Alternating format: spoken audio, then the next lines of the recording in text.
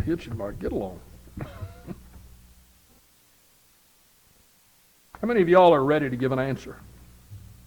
Well, you think about that, and it's a command that we have been given. 1 Peter 3 and verse 15, that we are, based upon the fact that we have sanctified, set apart Christ in our heart as Lord, that we're ready to give an answer unto any who ask a reason of the hope that's in us with meekness and fear. We look and we realize that giving an answer, that principle, is something that we need to stand ready as children of God to help, to encourage, to strengthen those around us to know the things that will enable them to follow God. We talked about tonight that those who will receive vengeance from the Lord are those who know not God and obey not the gospel. We need to give them a motivation.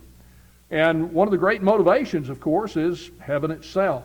So many strange things are spoken about in regards to heaven, but we have the ability to be ready to tell other people.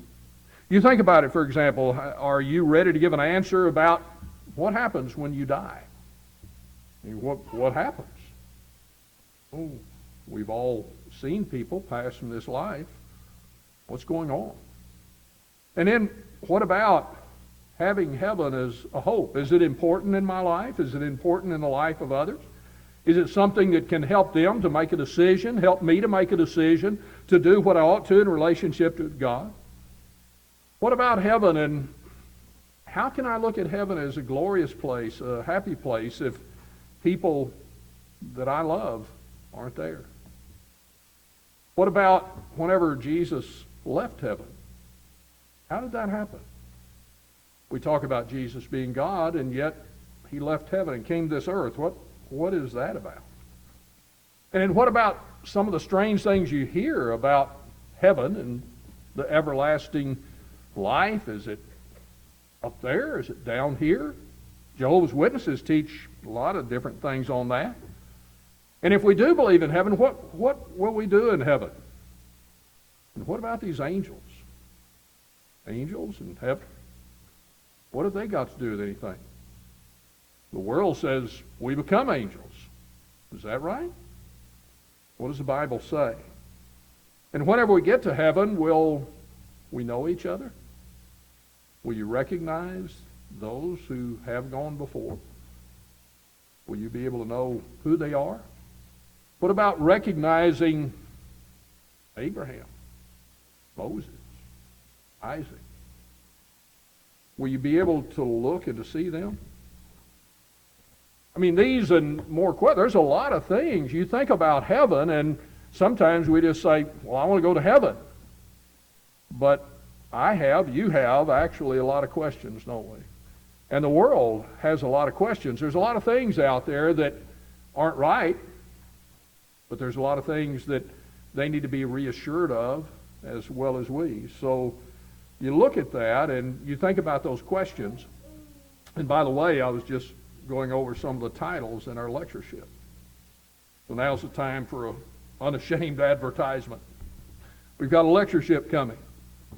So yeah, we have meetings, we have lectureships, we have vacation Bible school, and what is a lectureship anyway? And actually, what is all of these things we speak about, including the regular assemblies?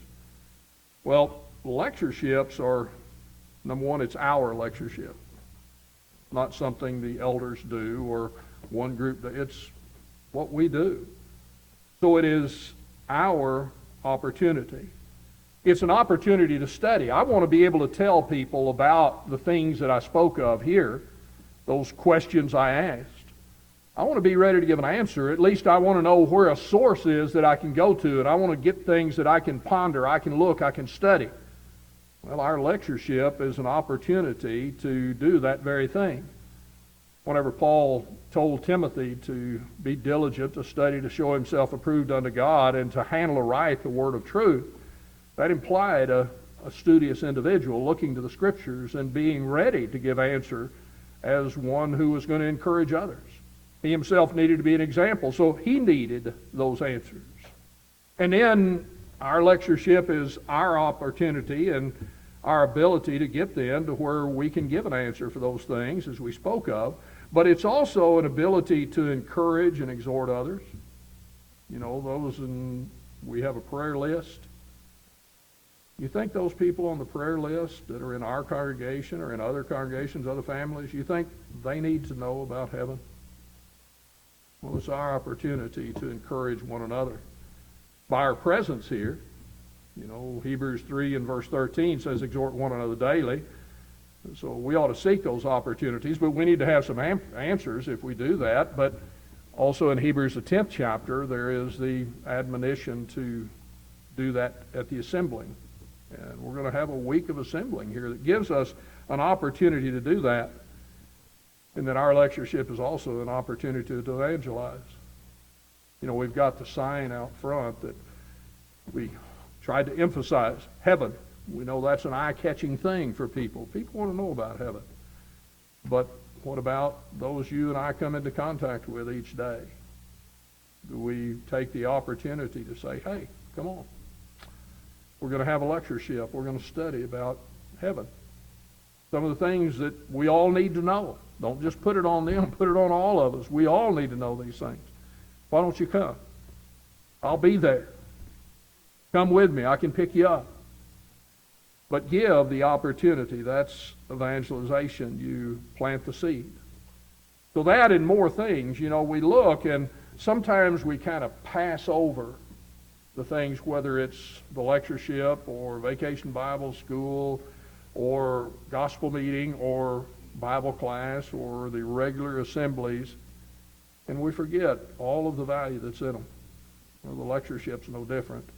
All of these things are there, the study opportunity, the ability to encourage, to exhort, to gain the knowledge so we can help others, to evangelize.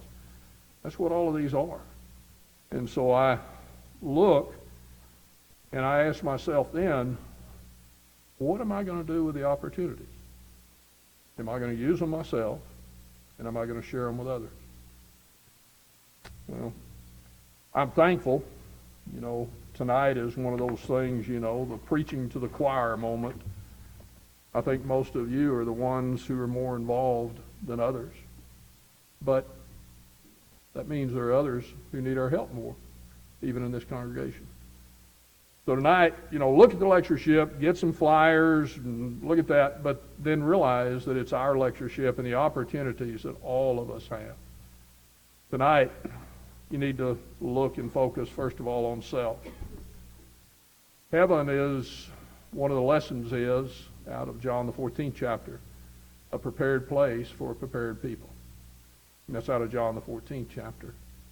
And so we look and we realize that Jesus is the way, the truth, the life. No man cometh unto the Father but by him. So tonight, first of all, I ask, am I on my way to heaven? You know, we sing that song, to Canaan's land I'm on my way, and that's not going to go visit Israel. We're going to go to heaven, that eternal rest. But it's on mine only if I seek it through Jesus. And that means that I obey his commands, and he made it very plain that faith, repentance, confession, and baptism are essential. And it is he that believeth and is baptized shall be saved in Mark 16 and 16. So do I follow him? If so, I'm heaven bound. But I also have the opportunity to reach out and help others get there.